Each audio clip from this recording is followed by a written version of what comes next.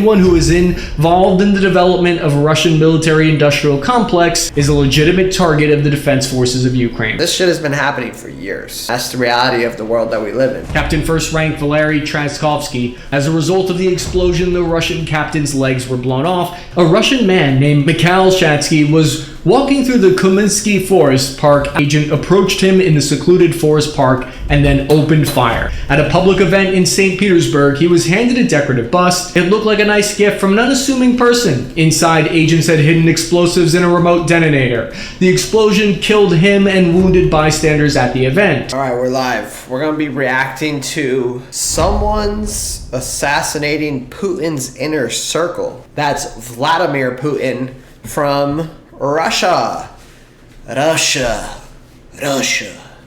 So, let's get into it, chat. Wet work is the old intelligence community term for assassination operations. The name comes from the fact that these missions often leave behind blood, hence the wet part. A series of increasingly bold assassinations have now struck Russia's high command far from the front lines. And what most people don't realize is that all of these killings are part of a much larger wet work campaign on a scale that we haven't seen since World War II. In a campaign that's designed to pressure Russian authorities into ending the war. According to leaked European intelligence reports, Putin has now become so fearful of these operations that he has stayed in his underground bunker for weeks on end to avoid these assassination attempts. Is the Russia-Ukraine war still going on? It's been very quiet over there. Like, what's even going on in that region? Interesting. So today, I want to look at the unfolding assassination campaign, and we'll ask if this kind of assassination strategy like this even works. For nearly 3 years, one of Russia's most senior generals lived with the kind of security most people can only imagine. He had elite bodyguards, all of his communications were encrypted, he traveled in armored government vehicles, yet on the morning of December 17th, 2024, that didn't change a thing. The way Kirillov landed in the crosshairs in the first place is part of a familiar pattern. Ukrainian prosecutors formally charged Kirillov with war crimes. But why do that? It almost seems symbolic. What good is a criminal charge against a Russian general sitting comfortably in Moscow? Ukrainian investigators were building a legal justification for what was about to happen. Kirillov headed Russia's radiation, chemical, and biological defense troops. It's an entire branch of the Russian military. Officially, that organization exists to protect Russian soldiers from chemical and biological attacks. Ukraine alleges that it was doing something far more than that. According to the SBU intelligence service in Ukraine, Russian forces used chemical agents thousands of times during the war. Ukraine, the United States, and several Western governments accused Putin of Yeah, what isn't like chemical warfare banned? The United States has accused Russia of breaching. Yeah, they're banned. Because I heard some crazy shit that the chemicals will do crazy things, like just make your skin bleed and just huge blisters and just like almost unhuman shit, you know? But I guess Russia's using it. So they say, right? So they say. Employing chloropycerin, which is a choking agent not used in wide scale since the First World War. It's outlawed internationally by the Chemical Weapons Convention. Ukrainian officials claim thousands of... Yeah, so basically in World War I, they were tossing these chemical bombs into the trenches because World War I was trench warfare. And it was like so bad and so inhuman that they actually banned that shit. But the chemical bombs were made because it was hard to get the soldiers out of the trenches, right? If you're getting shot from a fucking hole in the ground, like, you're going to do what you're going to do. So you're going to toss chemical bombs in there. Soldiers had been killed and wounded with the weapon from Russia. It causes severe irritation of the eyes, coughing, choking, difficulty breathing, and much worse than that. It's used to force troops to get out of cover, particularly to get them to get out of trenches. Kirillov allegedly personally ordered the individual chemical weapons attacks, and by killing him, the Ukrainian SBU believed that it would send a message. But the challenge was enormous. First, they had to find him. Human intelligence on the ground in Moscow had to identify his residence. Ukrainian agents on the ground studied his routine. They figured out which entrances he used. They determined when he left for work. The sources did this inside one of the most heavily monitored cities in the world. This is a pattern of life done ironically to cause a pattern of death. How do you hide an explosive? City scooters are everywhere nowadays. Probably seen them. They're basically ugly urban camouflage at this point. And if you've ever tripped over one blocking a sidewalk, you've identified exactly why they're useful in this case. Nobody looks twice at them. The assassins team decided to hide the explosives inside the electric scooter and position it near the entrance of Krylyov's apartment building. According to Russian investigators, the device contained roughly 300 grams of TNT equivalent and was connected to a hidden camera overlooking the entrance. The video feed allowed handlers to watch the building in real time. Lieutenant General Igor Kirillov walked out of his apartment building in Moscow, and seconds later, he was dead. The explosion ripped through— Damn!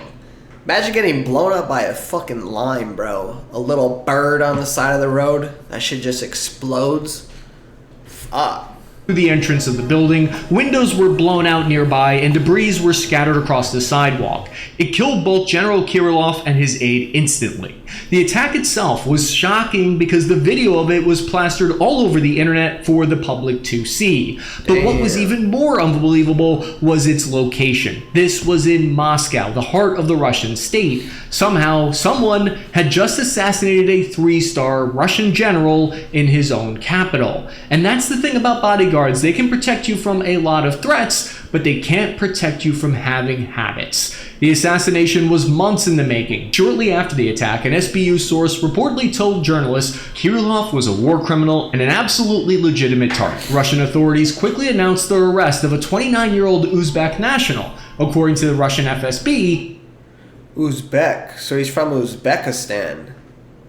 So why is he in the Ukraine military? The fuck?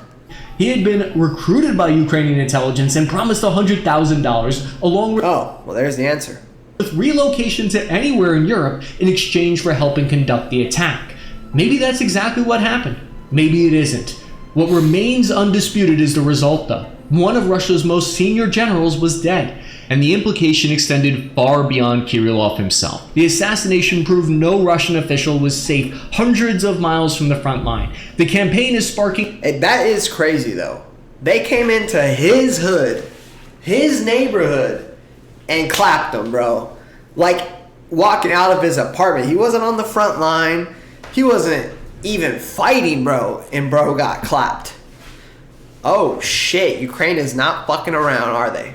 finger pointing inside Russian high command about who's at fault for the security failures and whether it's really even Ukrainian intelligence who are responsible for these assassinations. At the center of the operation was a former Ukrainian police investigator named Vasyl Maluk. Maluk took over the SBU during the war and helped oversee its evolution from a service that was largely focused on counterintelligence into one increasingly focused on conducting targeted killings and murders deep inside Russia. Under his leadership, the SBU stopped playing defense. To Maluk, this was only the beginning. What he had in plan would extend far beyond Russian generals. Many of the tactics Maluk used against Russia was originally developed by Moscow itself. In a strange twist of history, the Kremlin helped create the intelligence culture that is now hunting many of its own officers. In many ways, Ukrainian intelligence officers inherited these assassination tactics. They were trained inside the old Soviet system. The SBU itself is partially descended.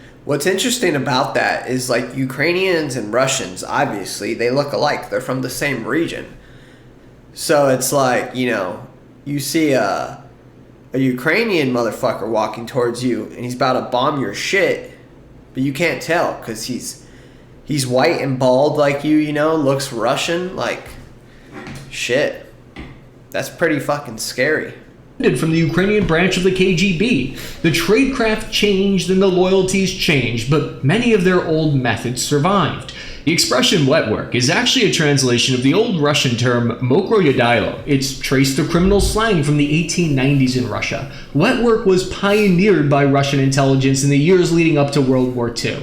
It's a staple of their operations. It's a tactic that has fallen out of favor in European and American agencies nowadays, but the playbook is old. In 1940, Leon Trotsky, a dissident of Joseph Stalin, was living in exile in Mexico. Agents from the Soviet NKVD infiltrated his inner circle, gained his trust, and then one day inside his own home, Trotsky was struck in the head with a mountaineer's ice axe. Not exactly subtle. After World War II, they stood up the KGB's first chief director at Foreign Intelligence Spetsbureau 13, also known as, you guessed it, the Department of Wet Affairs. Nice to meet you. Yes, I work for the Department of Killing People. What do you do? If we look closer, there's a logic to who ends up on the kill list. Looking at the whole campaign as a whole, you can sort the targets into three categories. There's military generals, there's people that Ukraine views as traitors, and then there's the men behind the missiles. These people are those who had command platforms, launched missiles, or built the weapons themselves. Chief Kyrilo Budanov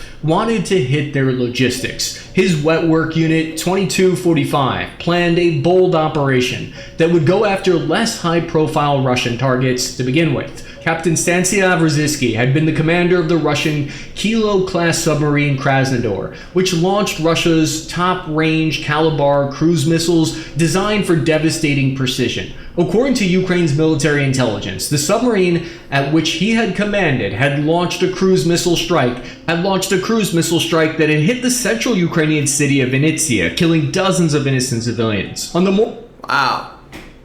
So they're just bombing civilians as well?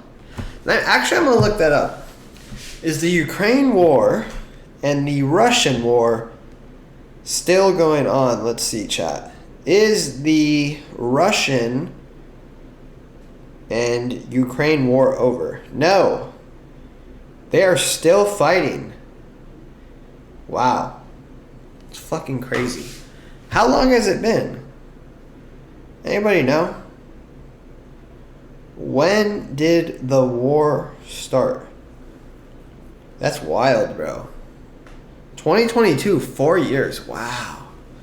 Morning of July 10th, 2023, the commander left his apartment and started his daily routine. He ran through the peaceful streets of Krasnodar, Russia. He had ended his tour as an active submarine commander, and Ruzitsky was now serving in a shore-based position, so he was involved with military mobilization and recruitment activities. The war was far behind him at this point, or so he believed. Everybody thinks that they're unpredictable until somebody starts taking notes. His daily routine had become easy to anticipate. It was Agent 47's dream target, because the detail that made this story famous is the shocking lack of operational security that the commander pursued. Ruzitsky used the public running app Strava to map his route, timing, location, and the location was visible to anyone who would care to look. During one of his daily... Damn. Bro got found from Strava. That's crazy. If you're doing shady shit, bro, you gotta be watching your every corner has to be accounted for. You know? That's crazy. His running map is what got him got. Shit! Jogs. This is when a man appeared and shot Ruzitsky 7 times with a Makarov pistol at close range. In fact, in a move that shows there's dark sense of humor in the Ukrainian intelligence agency, HUR, just hours after he was killed, Budanov reportedly liked Ruzitsky's last logged run on Strava account, bearing the name of the HUR. Damn, he let him know too. Chief himself. It was rubbing salt into the wound. Operational security is important. Posting your exact location every morning is sort of the opposite of that. Killing a retired submarine commander was one thing. Reaching a high-ranking member of an entire naval fleet would be something else. Captain First Rank Valery Traskovsky, who was chief of staff of the 41st Brigade of Russia's Black Sea Missile Ship Squadron in Sevastopol. He allegedly ordered cruise missile strikes on Ukrainian civilian targets, so the Ukrainian SBU managed to get a human source deep inside Russia and fix an IED to the underside of his car, a la Irish car bomb style. As a result of the explosion, the Russian captain's legs were blown off, and he died of blood loss, according to the reports. The battlefield had expanded, but it didn't... So Ukraine is just popping these fools left and right. You know, that's what's interesting about this war, is people thought, like, Russia was going to come in guns blazing and just take over Ukraine, because Ukraine is the poorest country in Europe. Their military is supposed to be far less powerful than Russia, but Russia's really struggled, and a lot of that is because U.S. got involved, obviously, and we started backing Ukraine. But you know, this war has been detrimental to Russia because their population was already aging, but now they have lost a good majority of their youth just because they want Ukraine. And it has not gone how they planned. I mean, look, we're 4 years into this war. Y'all still have not taken over Ukraine. And now you got your leaders getting popped. Shit, bro. RIP to Russia.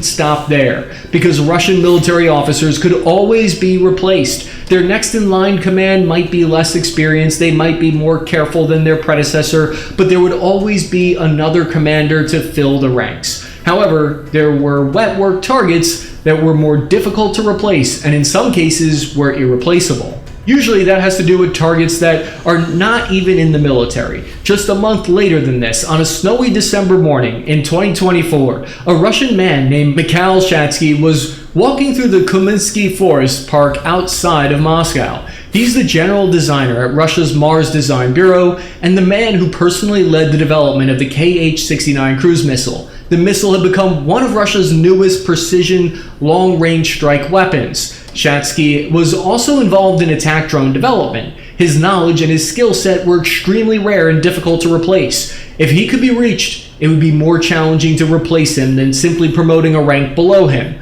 Ukrainian HUR agent approached him in the secluded forest park and then opened fire. The Russian engineer was shot dead. Ukrainian HUR sources told the Kiev... What's he doing in the forest, though? Like, bro, are you deep in the forest? What the fuck you doing over there? Independent, quote, anyone who is involved in the development of a Russian military-industrial complex is a legitimate target of the defense forces of Ukraine. The target list had expanded dramatically at this point. Russia's military-industrial complex was no longer safe. At the beginning of the war, Ukraine primarily focused on military commanders who were operating just near the front lines. By 2024, that logic had evolved. Ukrainians were hunting the men that were designing weapon systems. In other words, Ukraine had effectively declared that Russia's entire war-making apparatus was part of the battlefield now. But this capability didn't appear overnight. When Russia invaded Crimea in 2014, and the relatively new Ukrainian government was met with an intelligence service which was by all accounts a total mess. The Ukrainian SBU had been created back in 1991 at the end of the USSR, and by 2014 it was widely seen as corrupt, politicized, and full of Russian moles. However, within the years following 2014, the Ukrainian SBU was transformed from an empty rack full of Russian spies to an effective intelligence service for Ukraine, much to the help of the American CIA. According to the New York Times... There's the thing. Yes, Ukraine is defending themselves well. But that's like if I was to get into a scrap on the street with some big-ass mofo, and I'm holding it down... But part of the reason why I'm holding it down is because I have my big bro who's 6'5", 300 pounds, holding the dude with his arms behind his back. You know, like, of course I'm going to win the fight. The dude has no fucking arms. That's kind of what is happening here. Because I think if we didn't get involved, Ukraine, bruh, shit, they would be owned by Russia right now. But they got big bro US to come and, you know, give us trillions of dollars, give us some of your weapons, even probably aid in taking out some of these Russian leaders. So yeah, little detail there. The CIA had arrived within days of the revolution, and over the next 8 years had helped build out a major team. In fact, the CIA worked with the Ukrainian SBU to build a walled-off arm called the 5th Directorate, insulated from the rest of the bureaucracy and free, as they hoped, of Russian penetration. Unit 2245. At the same time, the U.S. intelligence worked to help rebuild that with the HUR, including training that elite paramilitary unit 2245. And they were tasked with confronting separatist sabotage and performing reconnaissance deep in occupied territories during the war in the Donbass, eliminating significant figures within the pro-Russian forces. The general named Valery Kondratyuk took over and personally lobbied the Americans to help rebuild this group. At one point, the CIA's deputy station chief, Kordovsky, reportedly handed over without warning a stack of top-secret files. One former U.S. official said, quote, "I was like, holy shit." And he was like, "Yes, we have a gift." One former U.S. intelligence official later described the HUR partnership this way, saying, "HUR was our little baby. We gave them all new equipment and training," end quote. They are supported by a broad coalition of Western intelligence agencies. British MI6 contributed to intelligence sharing. Poland and the Baltic states became critical partners due to their deep experience monitoring Russian military activity. The difference in the Ukrainian method is that this is basically what would happen if you took the ruthless Soviet old method and had a baby with the fancy new Western intelligence support that has modern surveillance technology and cyber capabilities. The result was something neither side had anticipated. The result was an intelligence ecosystem far larger than Ukraine could have built alone. What remains unclear is where that support ends. The new combination of Soviet and Western style was put to the test in October 2016. A Russian-born separatist commander in Donetsk, known by the call sign Motorola, stepped into the elevator of his apartment building. Motorola was the leader of the Sparta Battalion, a pro-Russian armed group fighting against Ukraine, one of the most notorious separatist units in the Donbass. Motorola had once boasted, "I shot 15 prisoners dead. I don't give a no comment. I kill if I want to. I don't if I don't." But elevators... One thing I find cool, though, about this region is both sides, Ukraine and Russia, they have some badass looking dudes, bro. Like, I would not want to get in a fight with any of these dudes with their red beard, bald Russian head. Like, they just look fucking sick, bro. Just thought I'd throw that in there. Or one of those places where once the door's closed, your options become extremely limited. No amount of pressing the door open button will get you out of there faster. Unknown to Motorola, a bomb had been hidden in the roof of the elevator cabin, detonating and killing him and his bodyguard instantly. What's important here is that the CIA had later learned that the killers of the Motorola were members of the Ukrainian Fifth Directorate, the same unit the CIA had trained. The scary shit about this, though, that I'm thinking is, like, if the CIA ever wants you, shit, bro, you're toast. Like, it don't matter where you're at in the world. If they want you, you are toast. Like, Snowden, bro, for instance, the CIA, our U.S. government don't even want him anymore. Like, because if they did, he'd be gone. That's just the reality, and I love Snowden. I read his book, watched his movie, but, like, they just don't even want him anymore because this is, like, proof that they can find you wherever the hell you're at. Wherever you're at, they will find your ass, and there'll be a bomb in your pocket that you didn't even know was there, and boom, your brains are scattered across the damn floor. And they started freaking out, leading some to wonder how involved the Americans had become in this tactic of assassination. But there's evidence some of these killings weren't even done by Ukrainian operatives themselves. Historically, Russian security services have a long record of internal power struggles. Many of their separatist commanders were difficult to control, and they often clashed with their Russian handlers. There's long been speculation that some of these deaths may have been internal Russian score settling rather than Ukrainian operations. But do wet work campaigns work? Do they have the intended effect? Governments have long believed that if you could just kill the right person, the war would become easier. Sometimes they're right, other times the results are complicated. The closest analogy to Ukraine's wet work campaign is the Allied campaign of assassinations against German leadership and infrastructure in World War II. During World War II, Allied intelligence services often targeted the managers of the Nazi war effort. It was to make the machinery of the war function less efficiently. Sometimes they avoided killing a leader if they felt that they could be replaced by someone who was more competent.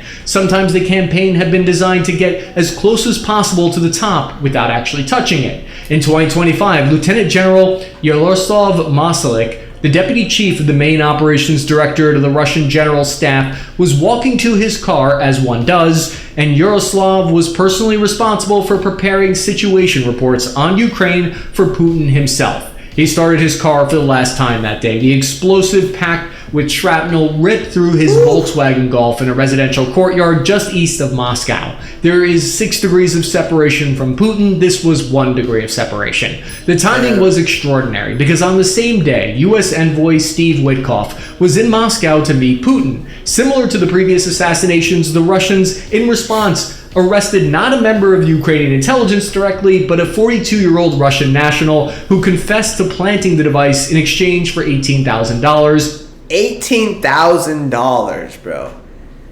$18,000 to kill someone from your own country on your side. Fuck. 18 grand, bro. You better quadruple that shit for me to even think. I mean, I wouldn't do that, but 18 grand is not shit. He probably could have gotten more. Ukraine started off testing their tactics close to the front line and then expanded it further. They killed 3 high-ranking generals in the space of a year, each around the area of Moscow. But Ukrainian HUR believed that they could only get so far with taking out generals, scientists, officers, and engineers. There was one final, unlikely category of supporters of the war effort that would also be targeted next. There's a saying that you can't kill an idea, but it hasn't stopped people from trying throughout human history, and sometimes they wound an idea very badly enough that that idea becomes less attractive. Ukraine expanded their wet work campaign to people they considered to be propagandists who were peddling Russian narratives. These are people who, while not active on the battlefield, are involved in the information war. It's a controversial dark side of the campaign. Ilya Kliva was a former member of the Ukrainian parliament who fled to Russia when the invasion started. There he justified the invasion while on Russian state media. He called for Ukraine to surrender. As a response, Ukraine had initially sentenced him to 14 years due to treason. But clearly the SBU chief Malik had something else in mind for Ilya. Just southwest of Moscow in December 2023, Ilya was sitting in a parked car when a gunman approached. Ilya was shot multiple times. Damn. The HUR spokesperson... See, that shit is crazy. Bro got popped for just speaking his opinion. And that shit happens. It happens. Being a journalist, especially a vocal journalist, it's a scary occupation. Because, as you can see, these countries will come after your ass, bro. When I think of names in the space online, on any side, Tyler Olivetta, Sneeko, these people, it's scary. It's scary because you never know. You never know. I mean, when Charlie Kirk got popped, bro, that was just wow. Wow. Anybody, anytime can come and get you. And that's the reality of the world that we live in. But this shit has been happening for years. So it's wild, but it's been around forever, these assassinations. Person went public saying, quote, "We can confirm that Kyliev is done. Such a fate will befall other traitors of Ukraine, as well as the henchmen of Putin's regime." SBU chief Vasily Malik stated in March 2024 in a Ukrainian TV interview that the agency had killed more than a dozen Ukrainian collaborators in occupied territory. Mikhail Filipenko was a former separatist commander that Ukraine accused of personally running torture chambers in Luhansk. On November 8, 2023, he walked to his personal car like he'd done many times before, except this time agents had hidden a bomb on his vehicle and it exploded, killing him. HUR claimed responsibility, going as far as to post his home address on Telegram, doxing him. The campaign was not limited to Ukrainian traitors, but expanded to those directly involved in Russia's pro-war media and propaganda machine. Valentin Tarsky, real name Maxim Forum, was one of Russia's most prominent pro-war mill bloggers, a man who stood at Kremlin annexation ceremony in September 2022 and said on camera, quote, "We'll defeat everybody, kill everybody, rob everybody we need to." Simply put, this man was extremely important to the Kremlin in creating Russia's narratives about the war in Ukraine. At a public event in St. Petersburg, he was handed a decorative bust. It looked like a nice gift from an unassuming person. Inside, agents had hidden explosives in a remote detonator. The explosion killed him and wounded bystanders at the event. Unintended. Damn. That's crazy. They killed him at an event with an award. Bro, they're moving different. The U.S. and Ukraine is moving different. Targets have been hit in the campaign as well. Daria had a famous father, Alexander Dugina, a well-known ultra-nationalist political commentator who's close to Putin. A remotely detonated car bomb killed her. U.S. intelligence later reported that the intended target had been her father. The Ukrainians denied involvement. With over 120 successful assassination missions, Moscow started to devote enormous resources to hunting Ukrainian operatives. The Russian FSB, Russia's primary domestic security service, responded to many of these attacks by launching massive manhunts and attempting to trace Ukrainian intelligence handlers inside Russia. The pattern has been clear. Nearly every time that there's been a killing, they arrest someone that they say was a collaborator. At the same time, Russian intelligence services have pursued their own wet work campaign against Ukrainian leadership, attempting to assassinate the head of their drone program, attempting to assassinate Ukrainian President Zelensky repeatedly. Russian plots targeting senior military officers have relied on recruited agents and insiders. In many ways, this shadow war is what makes the conflict so unusual. However, whether or not such a tactic of assassinations is an effective strategy of warfare is heavily debated according to military analysts. Mark Giletto, a Western analyst, wrote of Lieutenant General Mostalik, "His death will create short-term disruption within the GOU as his replacement gets up to speed, and some small long-term damage to the senior officer talent pool. But the truth is that however effective an operation by Kyiv's operatives is, as the likelihood of some kind of ceasefire in the war looms, the overall impact will be, as one British security official admitted, a story today, forgotten tomorrow." Giletto's making the point that even killing a 3-star general creates only a short-term disruption, and when a successor eventually takes over, the war simply goes on. However, there is a second function that does seem to be effective, and that's the psychological function. Putin reportedly has his bodyguards, cooks, photographers, most of his whole entire team thoroughly screened before they even get close to him. They are unable to use their personal phones. Bro, you know Putin's out there shitting bricks in Russia right now with all his guys getting popped. Like, you gotta look at everybody, bro. Your wife, your kids. Screen all those fuckers, bro. Screen every single one. I want to know everything about your ass. What are your interests? What are your hobbies? What's your favorite food, you know?